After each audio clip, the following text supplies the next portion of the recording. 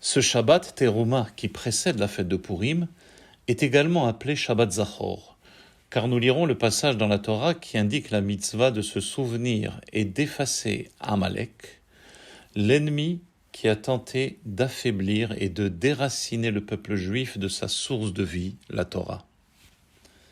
Dans notre histoire, 4 guerres sont évoquées contre Amalek.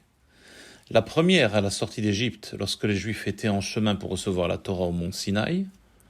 La seconde fois, dans les dernières années de la traversée du désert, le peuple juif s'apprêtant à entrer en terre d'Israël, Amalek apparaît alors, cette fois-ci, comme un Cananéen. La troisième fois, après l'entrée en Israël et le couronnement du premier roi d'Israël, Shaoul, et avant la construction du temple, une guerre contre Amalek. Rappelons les 3 missions des Juifs après être entrés en Israël. Il leur fallait désigner un roi, faire la guerre contre Amalek et construire le temple. Enfin, la dernière guerre contre Amalek, à l'époque messianique, pour en finir une fois pour toutes avec cet ennemi constant et héréditaire du peuple juif.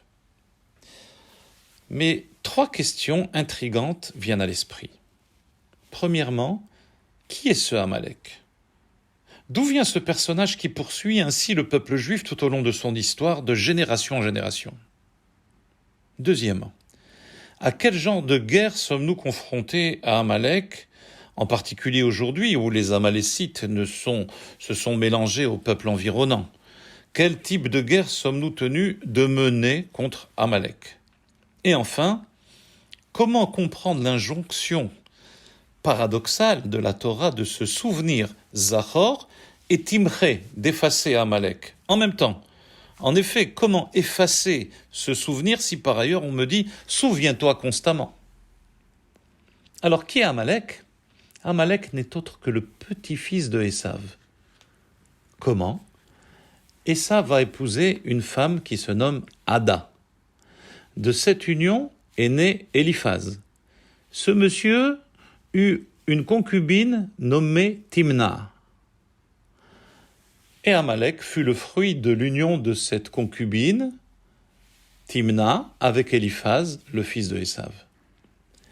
Écoutez à présent comment une grande histoire d'amour peut se transformer en une grande histoire de haine. Timna, la concubine d'Eliphaz, était issue d'une famille royale. C'était une princesse de l'époque. Alors cette véritable aristocrate a souhaité se rattacher à la foi d'Abraham et d'Yitzhak. Mais pour des raisons qui leur étaient propres, ils rejetèrent son souhait et Timna devint la concubine du petit-fils d'Yitzhak. La haine est parfois l'expression d'un amour qui n'a pas abouti. Je ne peux pas haïr ce à quoi je suis indifférent. Et quand je ne peux pas aimer, je finis par détester. Parfois, la seule façon d'engager un amour profond est de le combattre. Timna, incapable d'accepter ce rejet, elle en vint à détester la foi juive et son fils s'avère devenir l'ennemi juré des Juifs. C'est ainsi que l'histoire est rapportée dans le traité Sanhédrin en page 99b. Alors, quelle guerre devons-nous mener contre Amalek ? Ces attaques, il faut savoir qu'elles sont multiples et diverses. Multiples, comme nous venons de le voir, 4 fois. Diverses, car sa méthode change d'une guerre à l'autre. À la sortie d'Égypte, ce fut une guerre ouverte. Il y a 2 mots dans le texte biblique qui révèlent sa méthode. Asher Karecha, lui qui t'a surpris.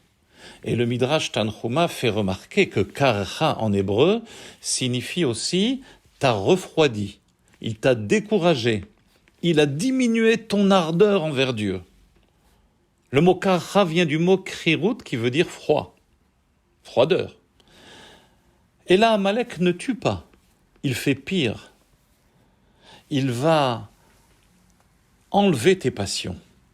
Alors que les Juifs sont prêts à recevoir la Torah, déclarant dans un élan d'ardeur et d'enthousiasme, Naaseh venishma, nous ferons avant même de comprendre. Que l'on comprenne ou pas ce que Dieu ordonnera, nous l'appliquerons. Amalek arrive et déclare: comment pourrais-je faire obstacle au don de la Torah? Je suis moi-même le petit-fils d'Abraham et d'Yitzhak. Mais pourquoi brûler les étapes et placer l'action avant la réflexion? Naaseh venishma, c'est quoi ça? Comment est-ce qu'une nation qui est caractérisée par la sagesse, par l'intelligence, le discernement, le bon sens aux yeux du monde entier, comment cette nation peut-elle déclarer Naaseh venishma? En semant le doute dans l'esprit des Juifs, ne serait-ce qu'un instant, Amalek a déjà gagné une bataille. Créer le doute est son arme fatale. D'ailleurs, la numérologie de son nom Amalek, c'est 240. Et le mot Safek, signifiant doute, est aussi 240. Amalek vient tiédir l'ardeur et l'enthousiasme du Juif dans sa détermination à servir Dieu en brandissant l'arme de l'incertitude, de la méfiance et de la suspicion. Suivons à présent l'évolution de Amalek dans ses diverses attaques. Cette fois-ci, lors de la seconde guerre, à la fin de la traversée du désert, où il se présente comme un peuple cananéen. Cette fois-ci, il est cananéen et non plus en tant que juif descendant d'Abraham. Il oublie ça. Une nouvelle ruse. Ce n'est plus le même style de guerre que 40 ans en arrière. Là, il ne se mêle plus de Torah, ni de Naaseh venishma. Il n'intervient pas dans ce domaine. Il vient dire aux Juifs, par sa guerre impitoyable, qu'à la frontière du désert s'arrête la Torah. Vous entrez en Canaan, devenez cananéens. Comment vivre sur le modèle du désert alors que le monde du travail et la société vous attend? C'est fini la manne, il faudra travailler. Et donc, en entrant dans cette culture de Canaan, chassez la culture du désert, chassez votre Torah. Mais dans la première guerre comme dans la seconde, c'est le même Amalek qui combat le Juif. Le Juif, le Amalek du désert, comme celui de la sortie d'Égypte, et sa seule intention est, comme il est dit dans la Megillah, les Hashmid, la Harog, ou l'Abed et Kol HaYudim, d'exterminer, de tuer et de faire disparaître tous les Juifs. D'où l'injonction biblique d'effacer son souvenir. Mais il faut répondre à la dernière question. Par quel procédé pouvons-nous avoir un réel contrôle de nos pensées pour dire d'effacer de notre pensée? Le texte est paradoxal parce qu'il demande d'une part de se souvenir Zachor pour effacer Timche.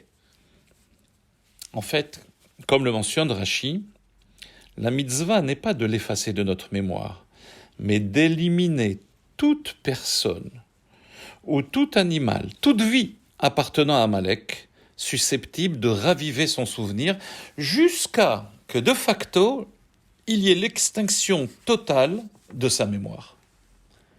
Et l'ordre paradoxal maintenant s'explique ainsi. Je ne réveille jamais la mémoire de Amalek en laissant sa descendance, sa postérité ou ses vestiges, ou son mal pernicieux m'affecter, et je réveille sa mémoire, Zachor, que dans l'intention de la faire disparaître à tout jamais. Ainsi, le Bet Yosef, Rabbi Yosef Karo, le codificateur de loi, du Shulchan Aruch, le livre des lois, il évoque la raison pour laquelle à Purim, les enfants ont l'habitude d'écrire sur des pierres ou sur des tablettes de bois les noms de Haman et des 10 enfants, descendants directs de Amalek, et à leur lecture, les enfants cognent, tonitruant les pierres et les tablettes, accomplissant ainsi le commandement d'effacer le souvenir de Amalek pour parvenir à la joie totale et l'allégresse. La Yehudim haïta ora vesimcha vesason vikar. Shabbat shalom, Purim sameach.